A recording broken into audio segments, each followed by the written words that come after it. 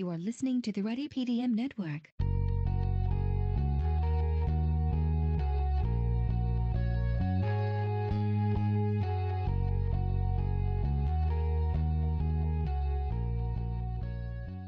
This episode is brought to you by Under 10 Consulting. For many organizations, it seems products get released by individual heroics.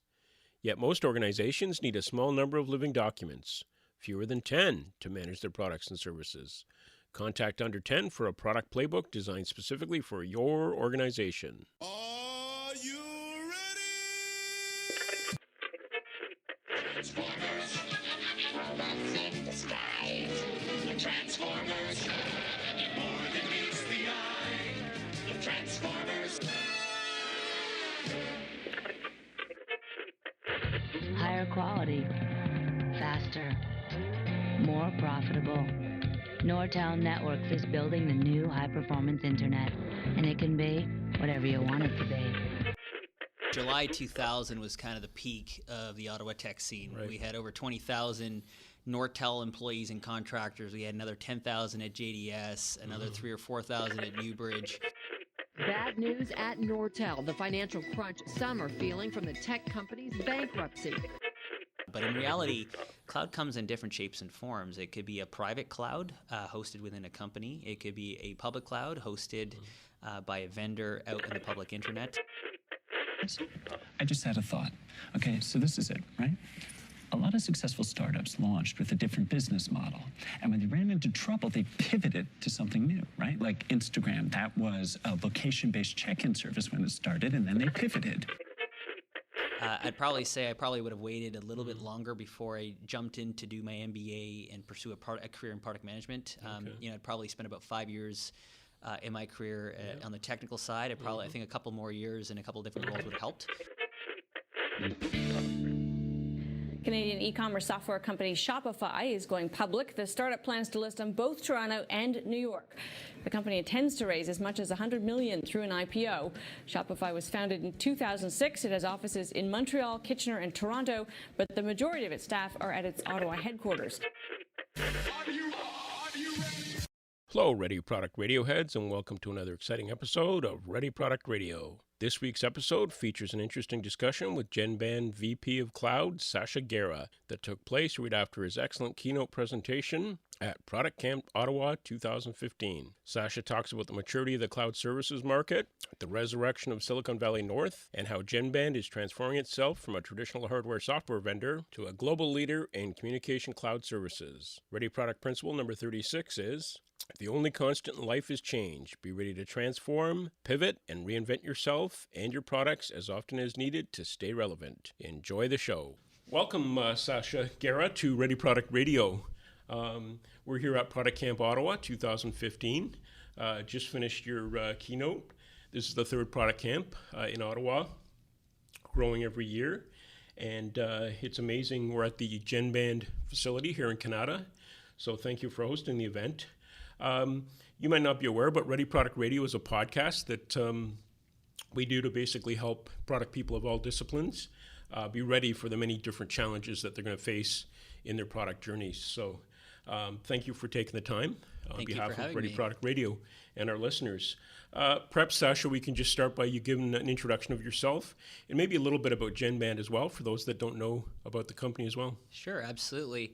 So a little bit about myself. I'm the Vice President of Cloud Product Management here at GENBAND. Okay. My backgrounds, I've worked at GENBAND now for 5 years, and prior to this, IBM as well as Nortel and CGI. Okay. GENBAND is a global leader in providing real-time communication solutions to service providers around the world, enterprises, and independent software vendors. We sell to over 700 customers globally in 80 countries. And today we specialize kind of on two fronts, both on a network modernization front, where we're converting legacy telephony networks to next generation voice over IP networks to save energy, to save real estate, and to drive down costs. And we're also helping our customers invest in the future and find new revenue paths through embedded real-time communications and unified communications, as well as over-the-top applications. So that's a little bit about GENBAND and what we do. Yeah, that's great. That's great. So thank you again for taking the time. I know you've got to run, so we'll make efficient use of your time here. Based on the great keynote that you just finished, I thought there was 3 topics that maybe we could discuss. First one that I'm interested in is this resurrection of the Ottawa tech scene. I was very interested. You were talking about how Silicon Valley North is back, and that sounds really exciting as a proud Canadian. So I'd like to talk to you about that.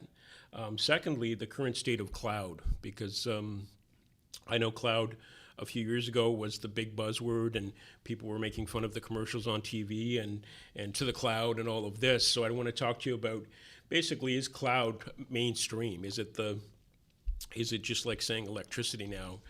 So that's the second topic. And then third, I was very intrigued about this transition that GENBAND's going through from, let's say, a more traditional hardware software vendor into the SaaS world, and the role specifically that product management is playing in that transition. Those 3 topics sound like good ones? Sounds great. Let's do it. Okay, excellent. Thanks, Sacha. So let's start with the resurrection of the tech scene here in Ottawa. So Ottawa was once the darling of the tech community here in Canada, Silicon Valley North. As you were saying in your talk, lots of direct flights to the valley and whatnot, and then went through a bit of a valley, and now it's coming back. So can you talk a little bit about how that's happening and maybe why it's happening? Yeah, absolutely. So, as I was saying in my keynote this morning, July 2000 was kind of the peak of the Ottawa tech scene. Right. We had over 20,000 Nortel employees and contractors. We had another 10,000 at JDS, another 3,000 or 4,000 at Newbridge.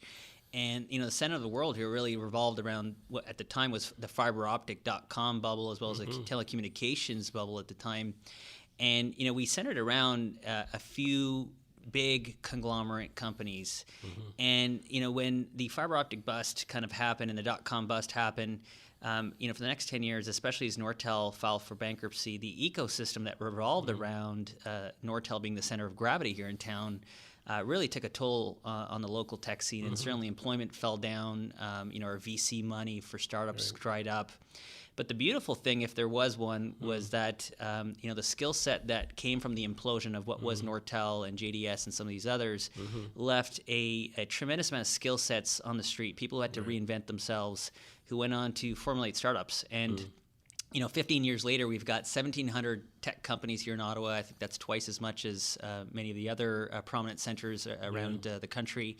And we've seen a real resurrection of the tech scene here with Ottawa becoming a center of excellence for software as a service, network function virtualization technologies, and of course software. And most recently in the last couple of years, I think with companies like Shopify, which is perhaps a new Canadian tech darling, Kinaxis and Halogen. We've seen some really great companies go IPO and raise some great public funds.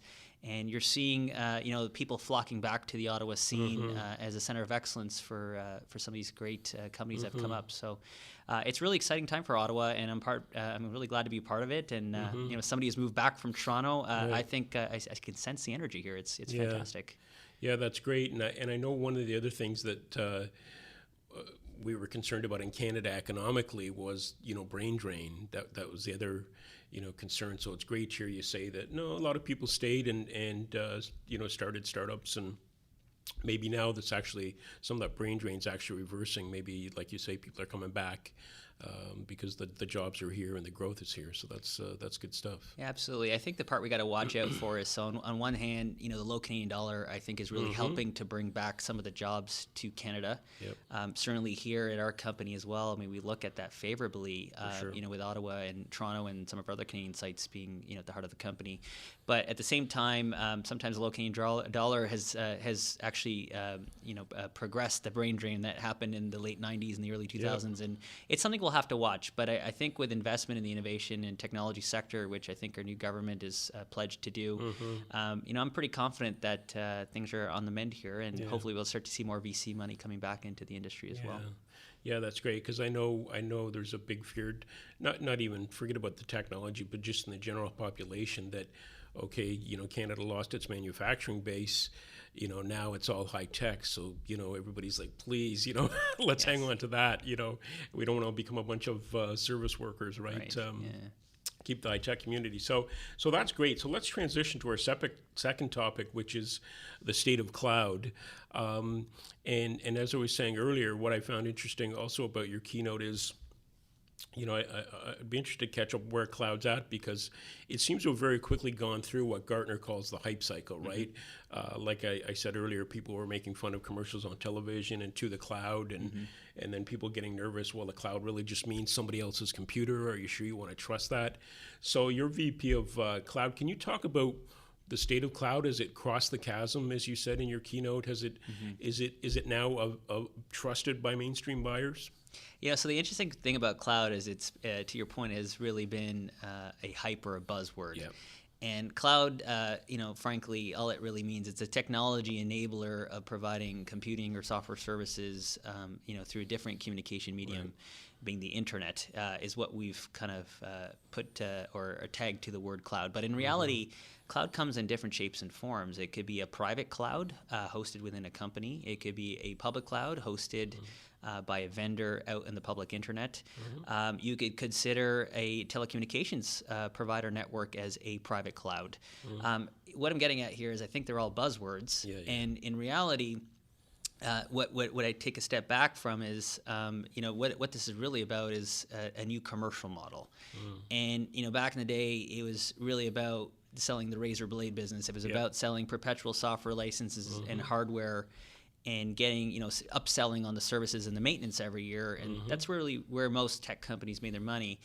The difficult part with that is every quarter that came by, you had to get that big deal to hit your numbers, and the revenue sometimes was lumpy. And, profits were sometimes lumpy. And for as shareholders, that can be difficult. So I think what the cloud enables is a new commercial model, which revolves around what we call monthly recurring revenue. Pay MRR or pay by the drink, whatever you want to call it. There's lots of great ways to describe it. But the beautiful thing about MRR is, we get to share in the success together, vendor and supplier. And as our customers are successful, product managers are incented to produce better products because we get to partake in that MRR growth, and our shareholders love it because they get a more stable revenue base, better profitability. And that's really what it's about. And the cloud model enables is synonymous with the MRR model. And I think it's a little bit overhyped, but for me, it's more about the commercial structure underneath. Yeah, definitely. And even if you go back, I go back to some of my high school and college economics classes. It gives both sides of the buyer and the provider more information as well, and in the sense that I certainly, as a provider, one of the things I like is I can do more dynamic monitoring of how my product's being used. So one way I look at it is, it'd be interesting to see if you share this perspective, you're kind of making the market more efficient in the sense that the customer can leave at the end of the month, every month. You as the provider can get more information on a daily basis about how the product's used. So if you work that properly, you should be able to continuously improve and align, like you said, rather than quarterly, almost on a daily or weekly or monthly basis. Absolutely. Have I got that? That's bang on. And, I think the cycle of putting out new features and capability is shortened tremendously. It's not quarters or years where, our customers are waiting for a roadmap to deliver. It's an agile delivery environment where, in the case of a public cloud environment, where we may be updating every week and adding capability every week and unlocking new revenue streams for our customer every week. And that's the beautiful thing about the cloud and this model. So. Yeah, and for talking about here at a product management conference, if we got it wrong, if I don't ship until 2 years after I start building, the cost of that wrongness is 2 years of dev time, which is a lot of money. Whereas, like you say, in this weekly or monthly, okay, maybe I lose a couple of weeks of work. It's not not quite as bad. So that's good. That's good. Thank you for that. So I want to respect your time. Let's move on to the next topic. So you talked about a transition that GENBAND's going through, traditional kind of hardware, software, now into SaaS. Can you talk about how product management is helping that? I know you mentioned in your keynote that a lot of the team here locally in Ottawa is a big part of that. So how's product management helping from a change perspective with that transition? Yeah, absolutely. So, in GenBand, we kind of say we have two facets of the company. Protect what you have, which is our network modernization portfolio, right, and invest in the future, which is really our on-ramp towards SaaS and what we call communication platform as a service, or embedded real-time communications. And the beautiful part is we cross this chasm. The older part, I won't call it the older part, but the traditional part of GenBand, which has its roots in hardware and software in the telco space, it's really that intellectual property that we're unleashing to developers and independent software vendors around the world, allowing them to break out of their walled gardens and enable this communication technology in applications, web pages, mobile clients, and insert them within the business processes. Right. And so at the heart of this is our product management team. And as I was mentioning in my talk this morning, different product managers for different stages of the life cycle. We've got product managers who have tremendous experience with telco and quality of service and highly reliable mission critical systems. And we want to take those same skill sets and apply them to the new world and the app world. And so what we're doing is, with our product management, is we're really coupling more experienced, very highly technical, product managers with folks who understand the application world and have good business acumen and strong operational foundation, as well as services operations, and kind of blending them together. And at the heart of this transformation is really product management. And so how we're driving behavior is really, holding them accountable for the business goals that, satisfy our shareholders and our customers.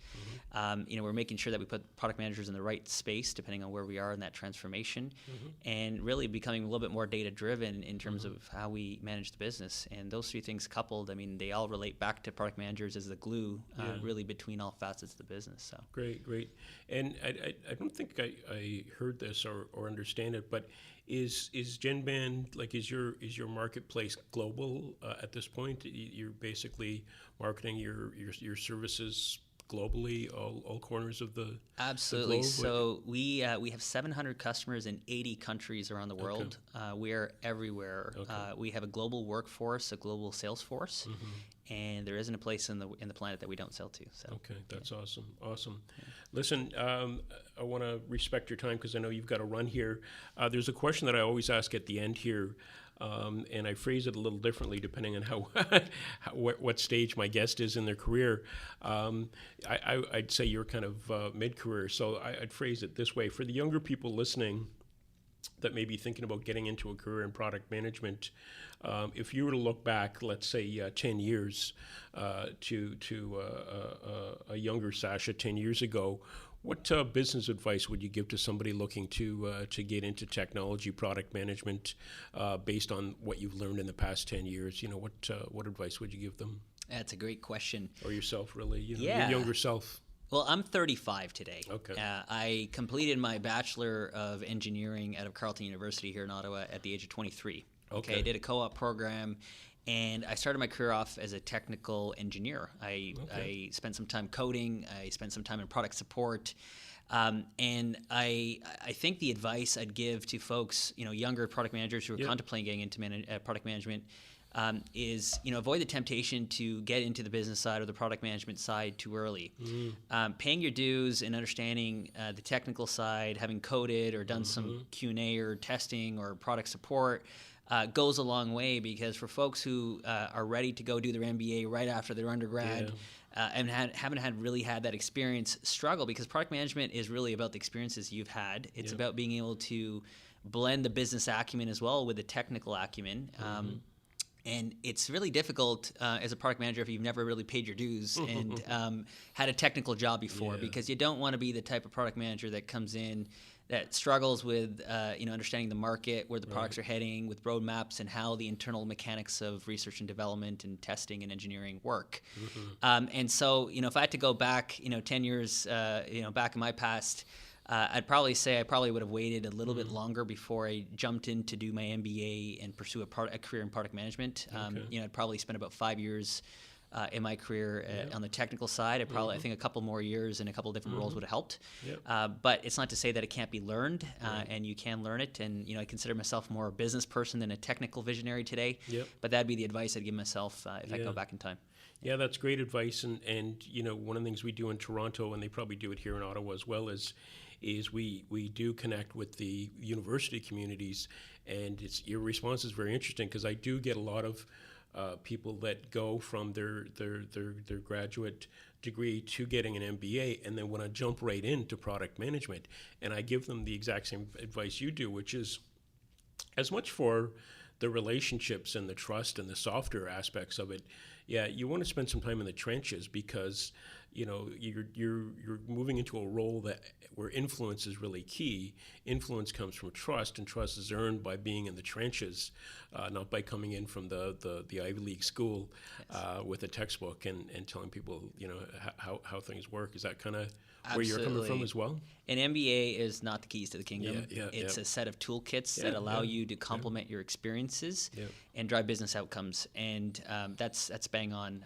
So my advice to any young engineer with aspirations of being a product manager is pay your dues. Don't be in a rush. At the bare minimum, make sure you have 5 years of experience before you go do your MBA, and you're going to get a lot more out of the program. And a lot of folks coming out of the MBA want to be product managers. You'll be much better suited with the new toolkits coupled with your technical to come out into the workforce and make a difference. That's great advice. As I'm always telling my teenage kids, it's a long life, and it's easy to say that when you're old like me, but they've got time. There's no rush. I like what you're saying there. That's excellent. Well, good. Well, thank you, Sacha. The last thing I'd like to ask is, if somebody's listening to the podcast and they wanted to reach out to connect with you, follow up with something that you've said, or maybe they even heard about your great keynote, any contact information that you're comfortable sharing with the listeners? Absolutely. So you can reach me 3 different ways. I'm on LinkedIn, Sacha Gera, S-A-C-H-A. Last name is Gera, G-E-R-A. You can look me up on LinkedIn. I'm also on Twitter at Sacha Gera, one word, which is my handle on Twitter. And my email address here at GENBAND is sasha.gera@genband, GENBAND.com. Okay. And it's Sacha, S-A-C-H-A. Correct. Yeah, because I was trying to tweet, and I think I typed in S-A-S-H-A. That's why I wasn't finding you. So, okay. Well, thanks, Sacha. I know you're very busy. I really appreciate the time. Thanks for having me here today. Okay. Thank you. Bye. Bye-bye. Today's podcast was brought to you by Under 10 Consulting. Get your product teams up to speed quickly with the latest methods and a proven process tailored to your organization. Thank you for listening to this episode of Ready Product Radio, part of the Ready PDM network. This is when most podcasters ask you to leave a review on iTunes if you like the show. My only request is, if you found the show entertaining, inspiring, or informative, please share it with a colleague or friend who may feel the same way. Also, note that the views expressed in this episode do not necessarily reflect my views or the views of the Ready PDM network. If you want yourself or your product to be ready, then keep your eyes on your markets, your ears to your customers, your mind on their experiences, both good and bad, and finally, keep your hearts in your products. Until next time, thank you for listening. You can contact us on Twitter at Ready Product Radio. That's RDYPRODUCTRADIO. And on the web at www.readyproductradio.com. Gee, Ray, what do you want to do tonight? The same thing we do every night, Pinky. Try to take over the world.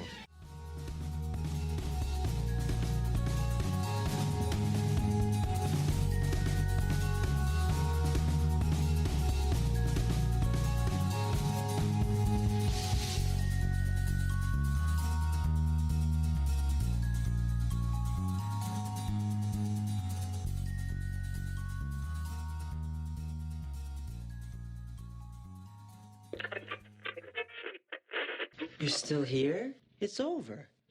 Go home. Go.